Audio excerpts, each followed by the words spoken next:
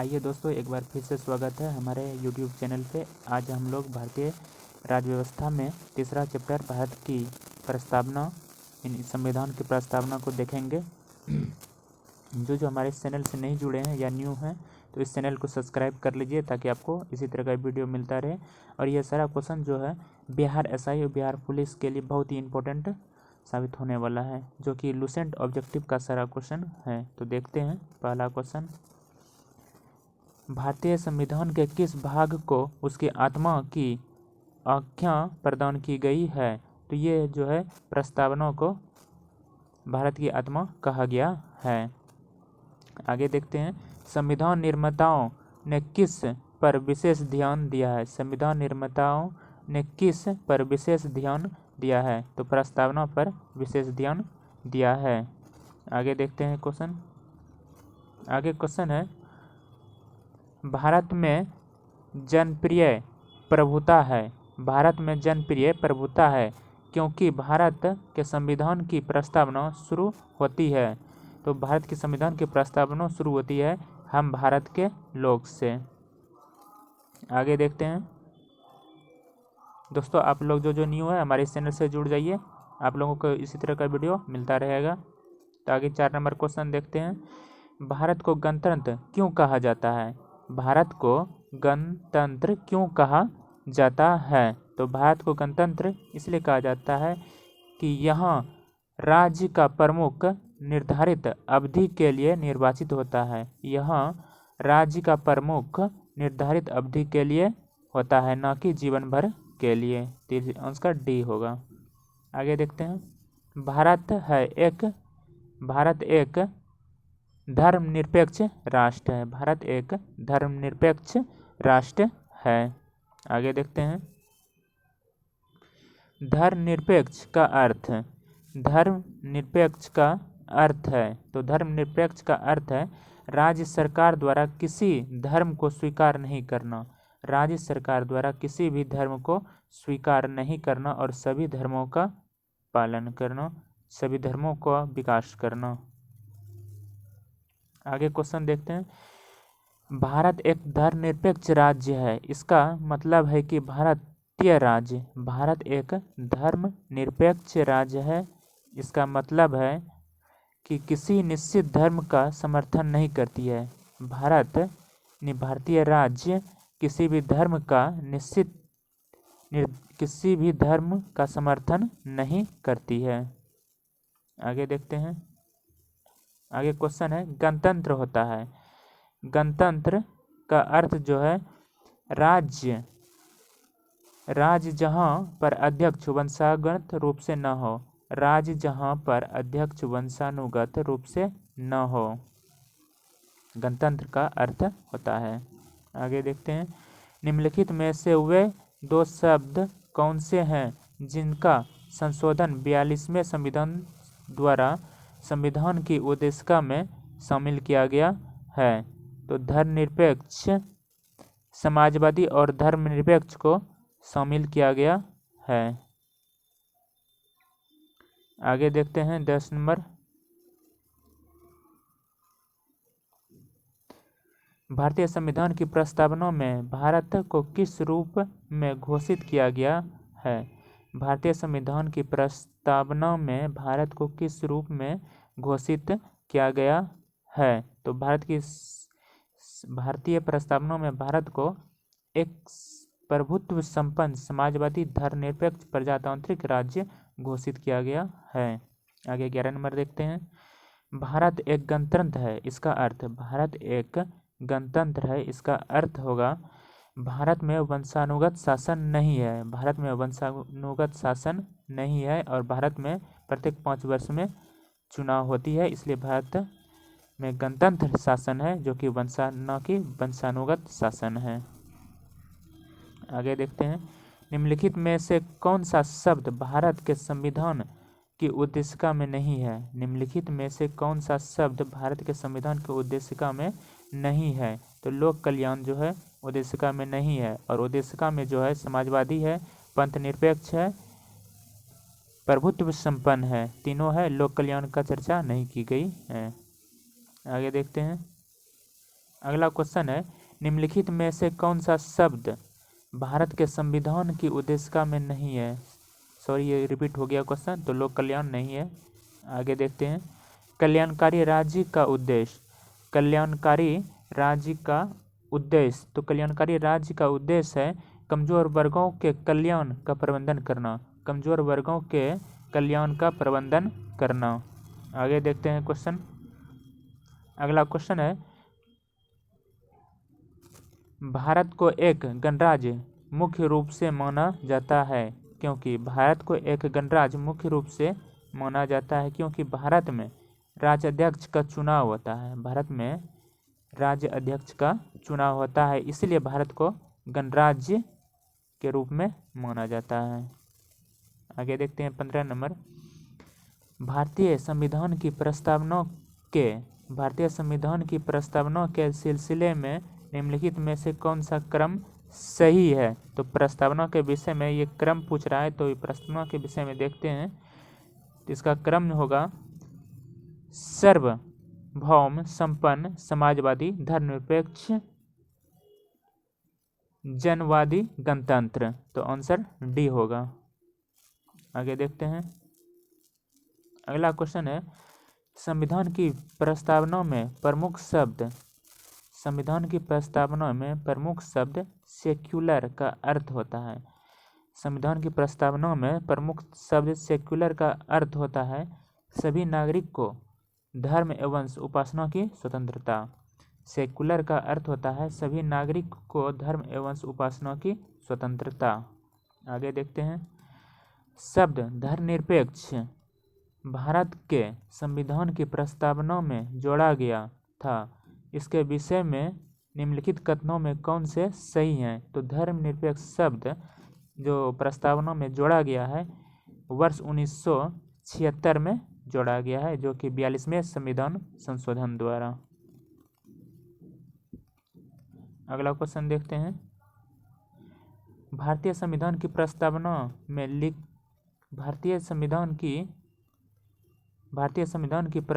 में लिखित हम भारत के लोग से क्या अर्थ निकलता है? भारतीय संविधान की प्रस्तावना में लिखित हम भारत के लोग से क्या अर्थ निकलता है?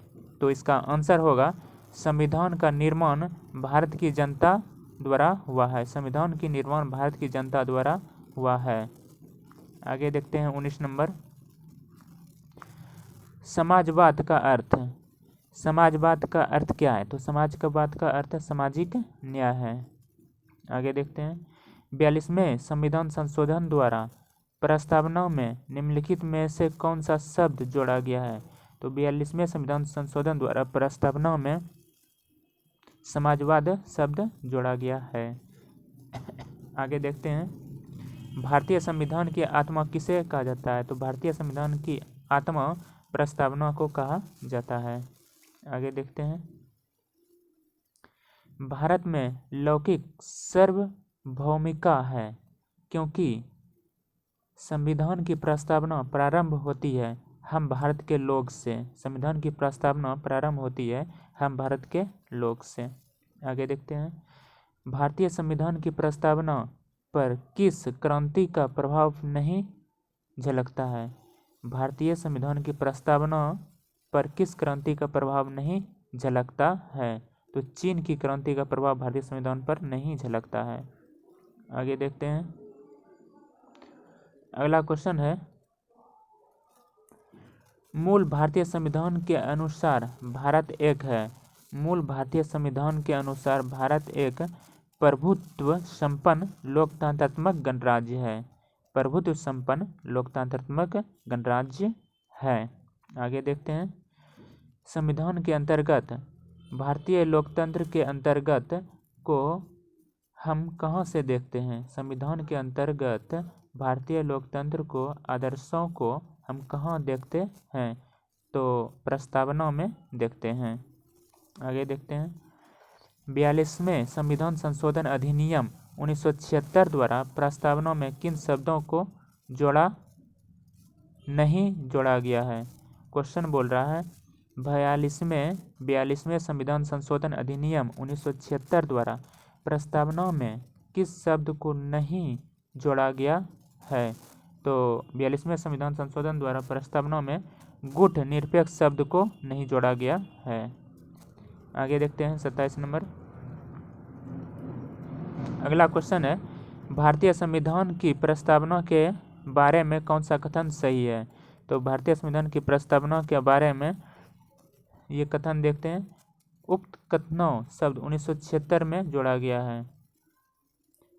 तो भारतीय संविधान की प्रस्तावना के बारे में कौन से कथन सही है बोल रहा है? तो भारतीय संविधान में समाजवादी धर्मनिरपेक्ष शब्द 1976 द्वारा जोड़ा गया है, ये सही होगा।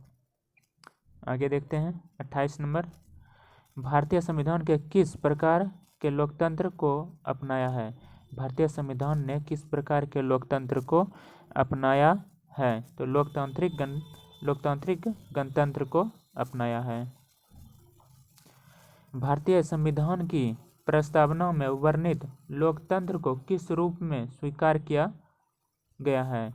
तो भारतीय संविधान में वर्णित लोकतंत्र को राजनीतिक राजतंत्र, आर्थिक लोकतंत्र, सामाजिक तंत्र तीनों के विषय में जोड़ा गया है। आगे 30 नंबर देखते हैं। 30 नंबर क्वेश्चन है, भारतीय संविधान की प्रस्तावना के अनुसार भारत के शासन की सर्वोच्च सत्ता किसमें निहित है? तो जनता में निहित है। अगला, भारत की प्रभुता, एकता तथा अखंडता को अनुच्छिन्न बनाने रखने तथा उनकी रक्षा करने का प्रावधान किया गया है। तो इसका प्रावधान प्रस्तावना में किया गया है। आगे देखते हैं 32 नंबर। भारतीय संविधान की प्रस्तावना में जिन शब्दों एवं उद्देश्यों की रूपरेखा दी गई है उनकी आगे व्याख्या की गई है। तो इसका आंसर होगा मूल अधिकार, राज्य के नीति निर्देशक सिद्धांतों एवं मूल कर्तव्य में। आगे देखते हैं क्वेश्चन 33 नंबर। संविधान सभा में प्रस्तुत उद्देश्य प्रस्ताव में अभिव्यक्ति, विचार और भारतीय संविधान के किस भाग में पूर्णतः शामिल किया गया है? तो ये सारा प्रस्तावना में शामिल किया गया है।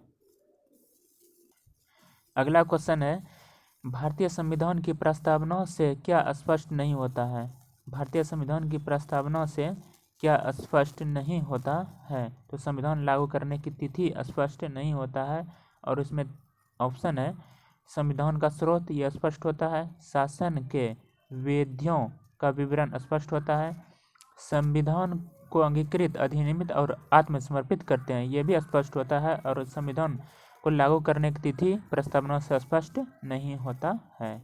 आगे देखते हैं 35 नंबर। निम्नलिखित में से किस उद्देश्य को भारतीय संविधान की उद्देशिका में नहीं है? निम्नलिखित में से किन उद्देश्यों को भारतीय संविधान की उद्देशिका में नहीं है? तो अंतर्राष्ट्रीय शांति और सुरक्षा जो है प्रस्तावना में नहीं है। आगे देखते हैं, भारतीय संविधान की प्रस्तावना में देश का कौन सा नाम उल्लेखित है? भारतीय संविधान की प्रस्तावना में भारत यानी इंडिया उल्लेखित है। आगे देखते हैं, भारतीय संविधान किसके द्वारा स्वीकृत है? भारतीय संविधान किसके द्वारा स्वीकृत है? तो भारत की जनता द्वारा स्वीकृत है। आगे देखते हैं, भारत की प्रभुता किसमें निहित है? भारत की प्रभुता किसमें निहित है? तो भारत की जनता में निहित है। भारतीय संविधान को संविधान सभा द्वारा अंगीकृत किया गया था। भारतीय संविधान को संविधान सभा द्वारा अंगीकृत किया गया था 26 नवंबर 1949 को। भारत का संविधान पूर्ण रूप से तैयार हुआ। भारत का संविधान पूर्ण रूप से तैयार 26 नवंबर 1949 को हुआ है। आगे देखते हैं, भारतीय संविधान कब अंगीकृत किया गया? भारतीय संविधान कब अंगीकृत किया गया? 26 नवंबर 1949 को अंगीकृत किया गया है। अगला क्वेश्चन देखते हैं। निम्नलिखित में से किस तिथि को भारतीय संविधान लागू किया गया? तो भारतीय संविधान 26 जनवरी 1950 को लागू किया गया है। किस वर्ष भारत एक प्रभुत्व संपन्न प्रजातांत्रिक गणराज्य बना? किस वर्ष भारत एक प्रभुत्व संपन्न प्रजातांत्रिक गणराज्य बना है? तो 1950 को बना है, जब भारतीय संविधान की प्रस्तावना लागू हो गई है। आगे देखते हैं। संविधान के उद्देश्य का संशोधन कितनी बार किया गया है? तो संविधान के उद्देश्य का मात्र एक बार किया गया है, जो कि 1976 में 42वें संविधान संशोधन द्वारा। अगला क्वेश्चन है, भारत के संविधान की प्रस्तावना में प्रथम संशोधन कब किया गया है? तो 1976 में किया गया है। आगे देखते हैं। निम्नलिखित आवरण में, यानी कि हम भारत के लोग, हम भारत को एक संपन्न प्रभुत्व संपन्न समाजवादी पंथनिरपेक्ष लोकतांत्रिक गणराज्य बनाने के लिए तथा उनमें समस्त नागरिक को आर्थिक, भौमिक, राजनीतिक, और ये सारा शब्द बोल रहा है कब जोड़ा गया है? तो 26 नवंबर 1949 को ये सब अंगीकृत किया गया है। आगे देखते हैं 47 नंबर क्वेश्चन। संविधान की प्रस्तावना सभी भारतीय नागरिक को निम्न में से कौन सा एक उपलब्ध कराने के लिए बाध्य नहीं है? संविधान की प्रस्तावना सभी भारतीय नागरिक को निम्न में से कौन सा एक उपबंध कराने के लिए वायदा नहीं करती है? तो इसका आंसर होगा पूजा की समानता। पूजा की समानता नहीं है, सभी धर्म, सभी लोग अपने अपने अनुसार पूजा कर सकता है। आगे देखते हैं 48 नंबर। 26 नवंबर 1949 को अंगीकृत भारतीय संविधान की प्रस्तावना में शब्द सम्मिलित नहीं थे। 26 नवंबर 1949 को अंगीकृत भारतीय संविधान की प्रस्तावना में शब्द सम्मिलित नहीं थे। तो समाजवादी शब्द सम्मिलित नहीं थे, और पंथ निरपेक्ष भी सम्मिलित नहीं थे, और अखंडता भी सम्मिलित नहीं थे। ये सारा शब्द 42वें संविधान संशोधन 1976 में सम्मिलित किया गया है। आगे देखते हैं 49 नंबर। संविधान के उद्देश्य के संबंध में निम्नलिखित स्थानों पर विचार कीजिए और दिए गए कूट का सहायता से बताएं कि इनमें कौन सही है। तो देखते हैं इसका कौन सही होगा। पंडित नेहरू द्वारा प्रयुक्त ऑब्जेक्टिव प्रस्ताव अंतोगत व उद्देश्य का बना, ये सही है। इनकी प्रकृति न्यायोग्य नहीं है, ये भी सही है। इसका संशोधन नहीं किया जा सकता है, संशोधन किया जा सकता है, ये गलत ऑप्शन है। संविधान के विशिष्ट प्रावधानों को यह रद्द नहीं करता है, तो ये भी ऑप्शन सही है।